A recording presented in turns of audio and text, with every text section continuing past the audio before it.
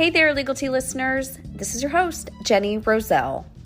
Today's episode of Legal Tea is a Cautionary Tales episode. And on these Cautionary Tales episodes, we normally talk about real-life cases that are things me or my office have worked on, or they are things that I think would just be generally good to be aware of, so that you yourself do not turn into a cautionary tale on my podcast one day. Today's episode is a little bit of both, because today we're going to be talking about Medicaid. I was inspired to bring some attention to Medicaid recently because I had posted something on social media along these lines. Medicaid law is a beast. Attorneys either need to be all in or stay out. Signed, all elder law attorneys. Honestly, it got quite a bit of attention in a good way. Many non-elder law attorneys chimed in and were like, we do not touch Medicaid with a 10-foot pole. And many elder law attorneys were like, amen, Jenny.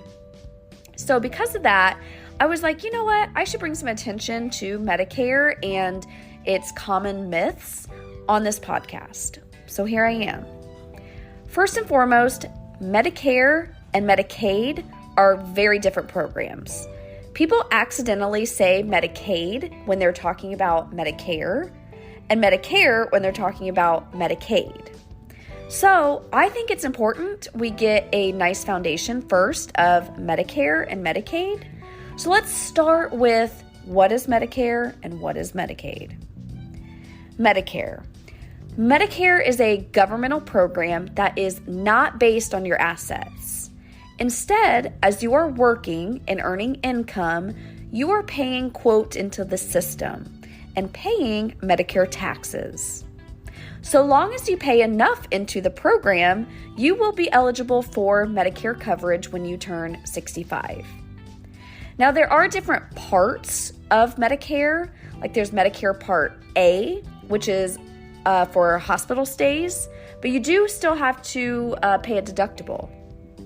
Or there's also Medicare Part B, which is for things like outpatient visits and perhaps like doctor's appointments. For this coverage, you have to pay a monthly premium, and a lot of people have it deducted from their Social Security benefit. All in all, think of Medicare as kind of like a glorified health insurance. On the flip side, Medicaid is also a governmental program, but it is based on assets, and we're going to get into that in a little bit. But Medicaid is often used to pay for things like nursing homes, assisted living, home health care. Many think that Medicare will pay for these things. Medicare will not. That is Medicaid. But Medicaid has a very specific set of rules to be able to qualify. They have rules for assets, they have rules for income, and they have rules for single individuals and different rules for married couples. Rules, right? Another thing to know about Medicaid is that it is a federal program, but each state interprets the federal program perhaps a bit differently, often due to different like cost of living things and that sort of stuff. So do know that if you are an out-of-state Legal Tea listener, if this is an issue or a topic that is currently or even in the future pertinent to you, please be sure to consult with an elder law attorney in your state. I can only speak to Indiana, and that's where I'm based out of, and I can only speak to how Indiana's Medicaid rules work and operate. So today we are going to be going over 3 myths. While there are many, many, many more, these are some of the top myths about Medicaid that I hear over and over and over. And these are the top ones I also see people make mistakes. Hence, why we're talking about these under the Cautionary Tales topic today. So let's dive in. Medicaid myth number 1. You have to give everything you own asset-wise to be able to get on Medicaid. That is wrong. So for starters, one thing that surprises a lot of people, and I mentioned it a second ago, is that Medicaid has one set of rules for single individuals and a totally different set of rules for married couples. And that's where many, many misconceptions happen. And that's where many misconceptions happen is because people are confusing the two sets of rules. And beyond the different set of rules, like I said, also each state operates a little differently. So when I hear clients say something like, well, my mom's best friend's husband who lives in Texas did X, Y, and Z for Medicaid, I just have to first stop them and say, well, it sounds like your mom's best friend is married, so the married couple rules apply. And it sounds like your mom's best friend lives in Texas, so hence a different state's rules apply. So getting to the topic here, giving away assets. 99% of the time, it's a bad idea. And here's why. First, if Medicaid uncovers the gifts, like they find out that these gifts occurred, they will very likely penalize you for doing so. Sometimes the penalty ends up being longer in time than had, people just done the person had just done like an appropriate estate plan to protect assets against Medicaid and long-term care. So through that penalty period, you actually have to private pay. So what if the person that you gifted your assets to spends it? What if they get sued and it gets wiped out? What if they go through a divorce and it gets thrown into a divorce proceeding? Then how the heck are you going to pay the nursing home bill? Second, as in another reason gifting is usually a bad idea, is for taxes. Not only are you going to have to file gift tax returns, you're at least supposed to, you very well may have screwed things up capital gains wise. So let's talk about this through an example with a house. Say we have Mary. Mary thinks it's a great idea to transfer her house to her children so the nursing home can't get it. Well, Mary bought the house many, many, many, many years ago for $50,000. That is what's called Mary's basis from a tax point of view. So Mary transfers the house to her kids, and the value at that time is $100,000. Later, Mary passes away, and the kids think, okay, it's time to sell this house.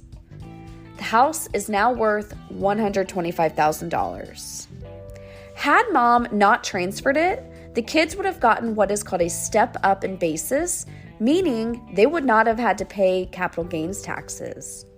Though, because mom transferred the house, the kids will not get a step up in basis and will have to pay capital gains taxes. The last thing I'll note on this whole gifting away assets topic is that Medicaid allows you to keep some assets both in, single individual rules and in the married couple rules. As I said, Medicaid has rules. And what I often tell people is what's confusing and frustrating about those rules is there's exceptions to the rules, and there's exceptions to the exceptions to the rules, and then there's exceptions to the exceptions to the exceptions to the rules. So if planning for long-term care costs and Medicaid is something you want to talk about, an elder law attorney is a great resource. Medicaid myth number 2, if I put my property into my spouse's name, I will be eligible for Medicaid. Wrong. Ironically, as I was writing this episode, I received an email from a financial advisor that said, Jenny, I have a husband and wife client that the wife needs to go into an assisted living facility, and 2 years ago, the husband added the wife to a brokerage account. And as they prepare for her potential Medicaid in the future, they removed her name from the brokerage account. So what kind of impact will that have on them if and when Medicaid gets involved later? Well, really none. None at all. Because Medicaid operates under the idea of what's mine is yours, honey, and yours is mine. For a married couple, Medicaid does not really care too much which name is on which asset. And initially, they count it all. So like in my reply to the financial advisor friend that had emailed me that, I said, there's no impact. Medicaid's going to see and try to count it all. So the thing to know on this topic is that Medicaid does allow for the non-Medicaid spouse to keep some assets. They expressly allow the healthy spouse to keep some assets, as there are rules that basically say, hey, we cannot destitute the healthy spouse just because the other one needs some facility care. And along these same lines, if your kiddo is on an asset as a joint owner, Medicaid counts it too. So just because you throw your kid's name on an asset, that's probably not going to do much good at all. And I see people try to do that all the time too. The only way that may work is if it can be proven that a majority of all the funds in the asset were contributed by the child, not the Medicaid applicant. And even then, Medicaid really looks for any reason to kick up a fuss, so yeah, good luck with that one. The final Medicaid myth, number 3, is I have to wait 5 years after gifting assets away to qualify for Medicaid. That's also wrong. Oh, the infamous Medicaid look back. Oh, well, first, I hear people say that the look back period is 3 years. I've been doing this for, over 12 years now, and it's never been 3 years, at least in Indiana. So some states, they have a 3-year look back period. Some states even the number is 7, like a 7-year look back period. Indiana currently in early 2024 is 5. So as part of a Medicaid application, Medicaid can look back 5 years for any gifts, any transfers made by the Medicaid applicant. There are 2 ways to deal with this, my friends. First, from a pre-planning standpoint, and second, from a crisis planning standpoint. To be best prepared, there are ways to do an estate plan 5 or more years before any sort of need for long-term care. That is best case scenario, because we've ideally and likely structured assets beautifully to get ready for any kind of future long-term care, whether that be nursing home, assisted living, home health care. Unfortunately, a lot of people do not proactively plan. They do not pre-plan, and they wait until the 11th hour. And in those situations, there are ways to still maneuver assets to not have to wait the 5 years. It is a very, very fact-specific, family-specific, asset-specific, all things specific. So if you have a loved one that possibly is looking at some need for long-term care, please do not rule out Medicaid helping foot the bill just because your loved one did not plan well. There may still be a way to protect assets and qualify for Medicaid. We do that all the time. And that's what an elder law attorney does. Elder law attorneys really help people navigate governmental benefits like Medicaid and help them qualify for them. Alrighty, let's wrap up this episode. Let's shift to a sneak peek of next week, which we're circling back to the current trends topic, where we talk about things that are going on currently that impact my estate and elder law world, or maybe they're things I've seen, on the news or social media that are relevant to this podcast. Next week, we're going to talk about the rise of social media, showing kind of behind the scenes of people with cognitive impairment. So think like Alzheimer's, dementia, and people caregiving for them.